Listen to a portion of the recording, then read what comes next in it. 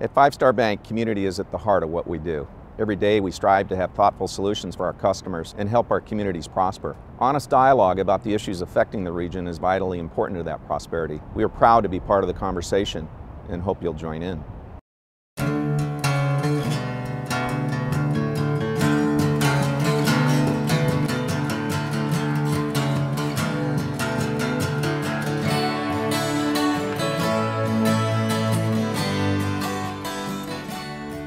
When thinking about the homeless, few of us immediately think of youth as a large part of the homeless population.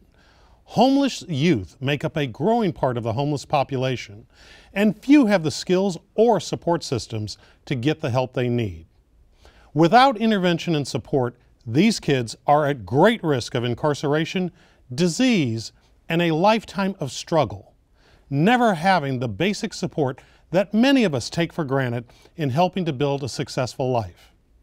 Joining us in partnership with the American Leadership Forum are Paul Curtis of the California Coalition for Youth and Nikki Jones of WIND Youth Services. Nikki, take us inside what a kid on the street tonight is facing if they're homeless. What are they thinking?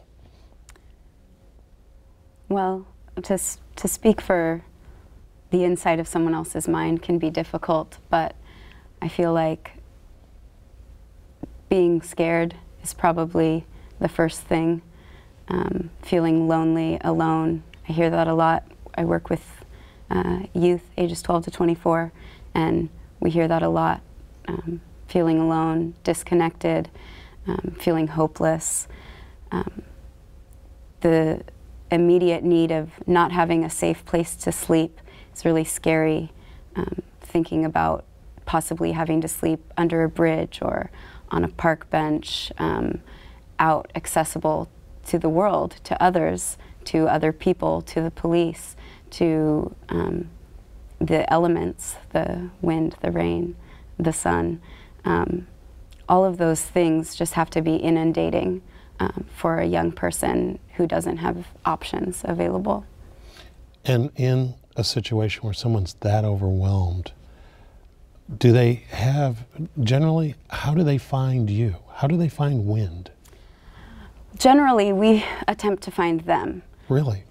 Yeah, we are offer services on a street outreach level. We travel out to places where we know youth are living, and also where we know they're possibly receiving services already. And our goal is to really break down those barriers that stop youth from accessing relevant services, to go and find them where they're at. We're out 5 days a week, traveling around the Sacramento area, looking for these youth. What type of barriers are you talking about that keep youth from accessing your services and others? Well, there's the big one of just not knowing. And like you said in your intro, it's those skills of navigating a service system that even adults have a hard time with. Knowing where to go when, knowing what is available to them, and knowing that there is anything. Transportation, a huge barrier, not being able to get from A to B, not being able to get from the place that you slept to the place where you're going to have lunch. Things like that. Huge barriers. Mental health can be a huge barrier to having the capacity to access these services, and just age in general. When you're a young person, it's that kind of detail-oriented life decision-making isn't the first thing on your mind, and it's not a skill that's developed for a long time. Paul, how do Nikki's comments that you just heard fall into your understanding where you're helping to make policy on a statewide level? How does it fit into the issue of what you see and the things you talk about on a daily basis? It's the stories we hear about from all over the state, from service providers all over the state. There's so many youth who are homeless all over our state. Here in California, we have 200,000 plus youth a year who experience homelessness at least one day out of the year. 200,000? 200,000 youth a year under the age of 18. That's like a major city. That's a major city. We have about a quarter of all the homeless youth in the country here in California. As we may have heard the stories, for many people, California tends to be a magnet. So we get homeless youth who come from other areas. Our climate's better. Certainly during the harsh winter we had last winter in the Midwest and the East, if the youth heads or runs away, they will oftentimes come to California, and they may have the perception of more liberal California and come to the big cities like Los Angeles, San Diego, or San Francisco. But there's still a big lack of coordinated services across our state, and we hear time and time again about these youth. It's also the fact that they often don't identify themselves as homeless with the older chronic adult homeless population. They may be couch surfing or staying with friends here and there, and they don't see themselves as necessarily being homeless, although they meet the definition of being homeless. When they come to California, what do they find when they get here? They talk to other youth. If they're lucky, we get to them through an outreach worker like Nikki early on and gain their trust. A big part of Nikki's challenge early on is gaining their trust. They learn very on to be very suspicious of everybody around them, not to trust anyone except those closest to them, because everyone can be out to take advantage of them. Studies have shown that if we don't get to a homeless youth within the first couple of weeks, they're falling prey to drugs on the street, street sex, doing anything they have to do just to survive. And it's just to survive. It's not necessarily a choice they want to make. It's a choice they have to make just to survive. How do they survive, Nikki, on a daily basis when they have no place to live? Well, you'd be surprised at the ingenuity of young folks and adult folks, absolutely.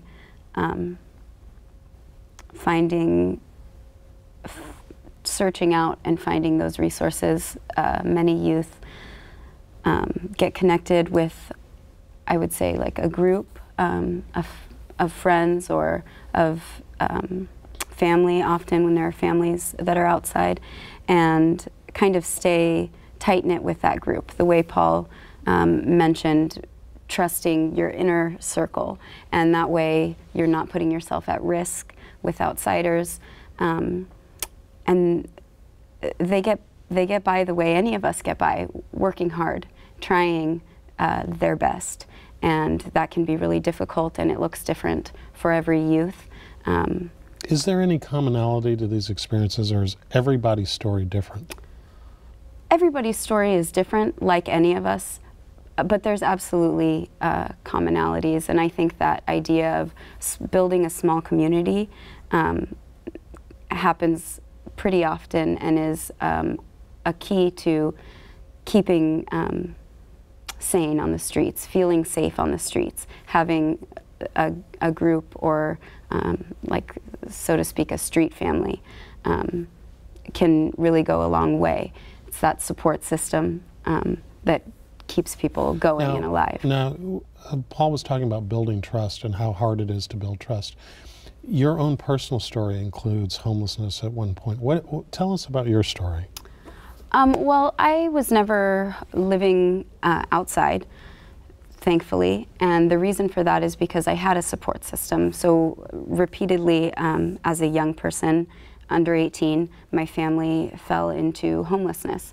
Various reasons, of course, and we had to make some choices about what to do, and I would end up with my close friends as families staying there, or once was sent all the way up north to Redway, Garberville, to stay with my aunt and uncle for a period of 6 months when my family didn't have a place. And so while I've never lived on the streets, I have experienced the fear of that being my only option, and the relief of having a support system, somewhere to go, when it felt like I was going to have nowhere to go. How does that experience help you in your work in making real connections, human connections, with these young people on the street and connecting them up with whatever support services you have available? Well, I think that understanding of a connection and of a support system being the thing that really can keep someone from homelessness, really actually prevent homelessness, is a big deal. So understanding that and then trying to provide that network of care that we call it in Sacramento a continuum of care we're trying to build for these youth and for people in general. But just being able to reach out and offer myself and my organization as a piece of that support system that may be lacking in their lives. And briefly, tell us what exactly WIND does. WIND does. It's we're a youth serving organization. We provide services to the homeless youth in the Sacramento area. I believe it's been around since, well, I'm not going to say a date because I'm not sure.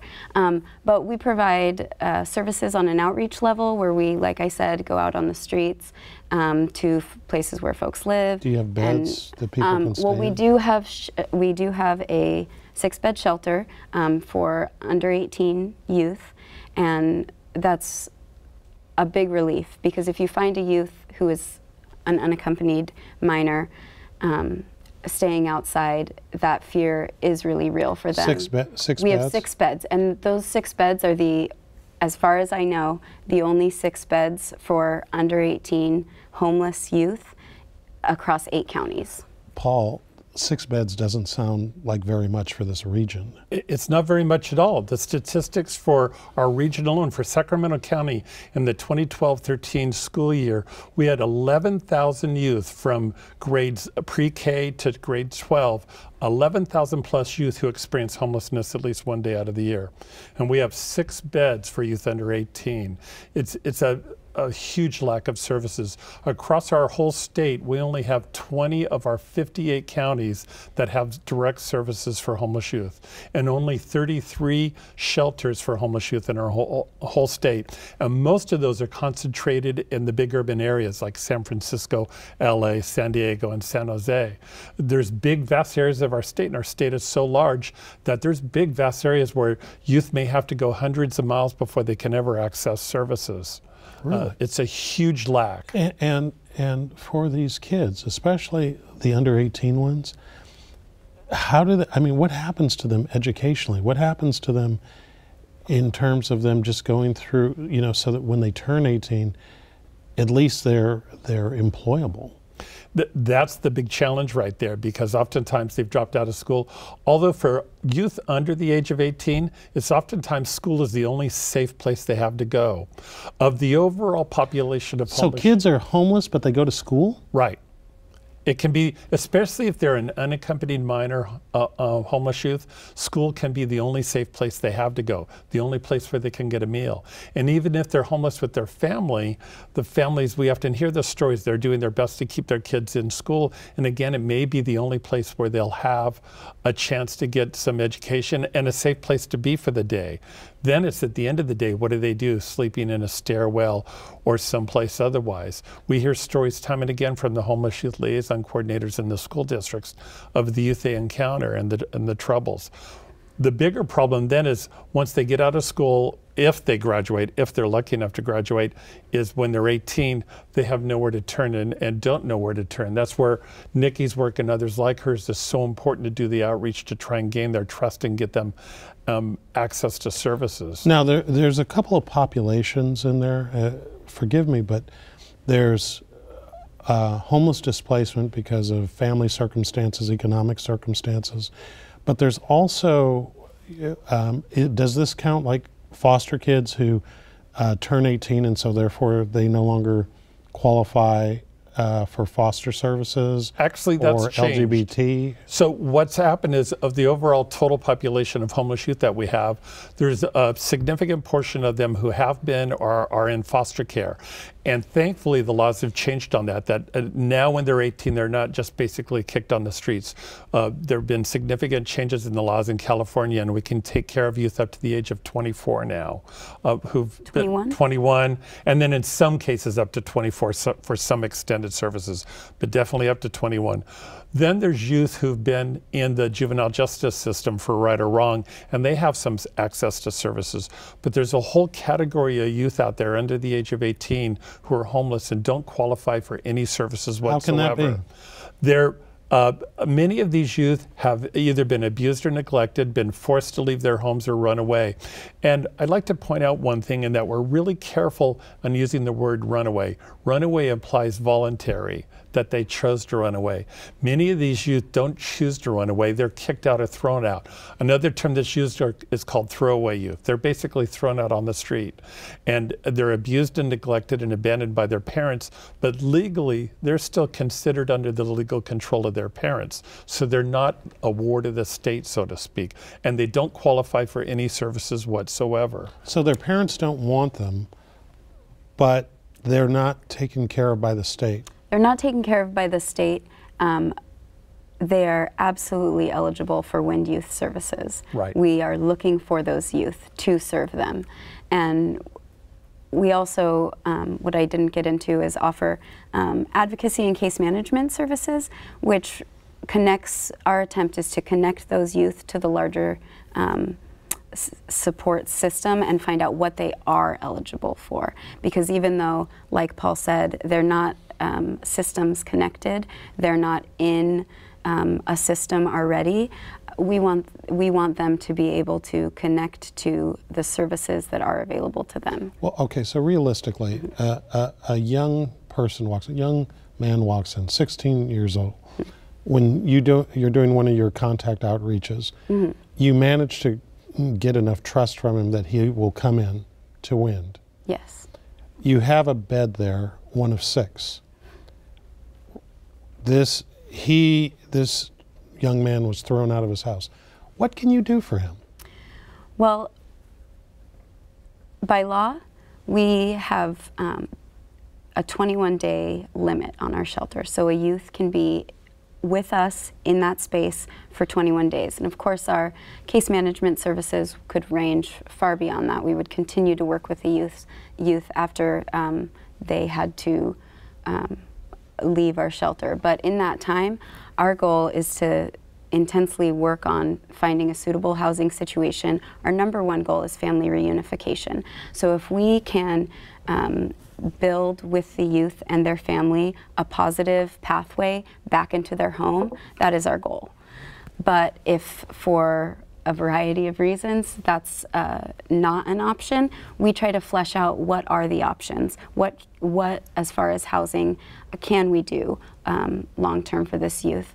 And out of every 10 youth that come in, how many of them would you say out of 10, based on the resources that you all have to bring to bear, are you successful in getting some sort of short-term solution for them beyond your shelter?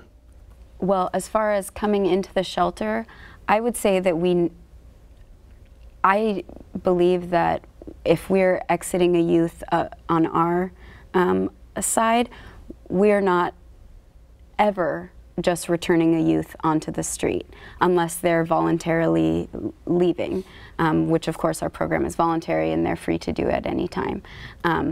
But our goal, we'll even work around with our 21-day thing and try to figure out a way that we can find them an option. It's really hard to say a number. Okay. But I would add in on that statistically for our state, the majority of youth that are homeless eventually reunify with their families. So, and that's the main goal always, is family reunification. Often these youth have run away once or twice or more, maybe a day or 2 or 3 or 4. and it's going back and forth, and it's a matter of providing the supportive services to the family and to the youth to help the youth and the family learn to work together better and understand each other better.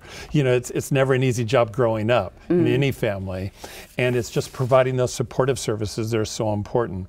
But then the ones we're really worried about are the ones who've been abused and neglected, thrown away, have no option of ever going back to their family, and then what are we going to do with them?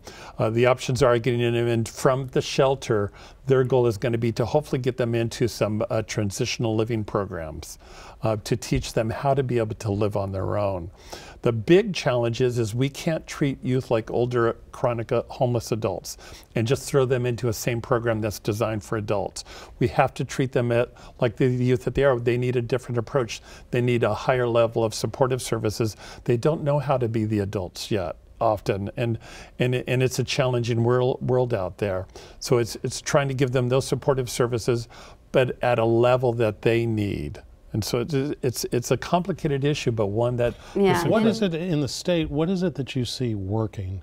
Like if there are models that you'd say, they're really getting it right, and this is for both of you, where are they? And what are they doing that's working?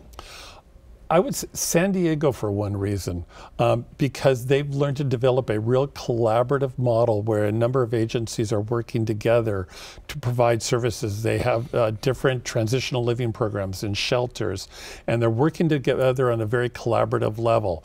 Sacramento has just started to begin to collaborate and address the issue, and also to just acknowledge the issue of youth homelessness in our region.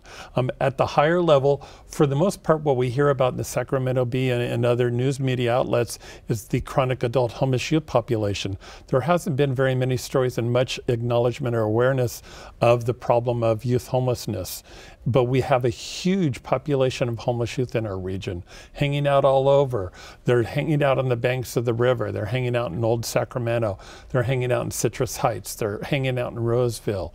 And it's really finding So this isn't just a downtown problem then? It's not just a downtown problem. It definitely shifts to the edges of every community, not Sacramento alone. And one thing that Paul was getting at was that need for services directed towards youth, for youth, built around something that a young person can say, yes, I want to do this. Yes, I want to participate in this. And I think something that gets forgotten a lot, or a group that gets left out a lot of this conversation, is our transition age youth, ages 18 to 24. It's the largest demographic that we see on the street, and they are still very much youth. They are still very much young people without that support system. They're young people who possibly haven't developed the skills necessary to navigate the system and to live that life, independent life on their own. And so it's really important for us to reach out to that age group and be a support for them. Is the misperception is they're 18, they're adults? They should have it all figured out, but as everyone knows, your brain isn't even physiologically developed at 18 years old. There's so much growing still to do, and any one of us can testify to that. Much less do you have the financial literacy skills, the basic skills of how to go shopping, how to stock a kitchen and cook and take care of yourself, how to learn to budget, your money throughout the month. your money, even if they do get financial assistance of some sort. It's the basic skills just aren't taught in school. So one of the things that WIN does is they offer life skills classes. And I frankly think that's something that should be offered in every high school at every level. It's true life skill classes. How do you learn to take care of yourself at a very basic level? In this discussion, what it sounds like is that the general conversation related to the adult homeless population kind of overwhelms all. And so there's a lot that's missing in the dialogue that's going on. One of the groups that's been an emerging part of the dialogue has been LGBT youth, and that they have even their own sets of issues that they've got to address. Tell us a little bit about that population. So among the homeless youth population, LGBT youth are vastly disproportionately represented. Studies show that anywhere from 25 to 40% of all homeless youth are LGBT. Even though among the general population of homeless youth, they might, of youth overall, they might be 5 to 8% of a youth population. Among homeless youth, they're 25 to 40%. It's because they've either been kicked out because their parents disown them because they're gay or lesbian, bisexual, or transgender, or it's an abusive home situation. Whatever the reasons be, they've been thrown out or kicked out, and so they're among our population, and they have distinct needs of their own as well, and health needs. Even among the general homeless youth population, homeless youth are 6 times greater to contract HIV than youth than anywhere else in the population. They're much more likely to experience violence, sexual abuse. Commercial sexual exploitation is a huge issue, something we've all been hearing about. And it really, a lot of the youth that are sexually exploited come from the homeless youth population. And we're going to have to leave it there. Thank you both for your time. Well, that's our show. Thanks to our guests, and thank you for watching Studio Sacramento. I'm Scott Syphax. See you next time right here on KVIE.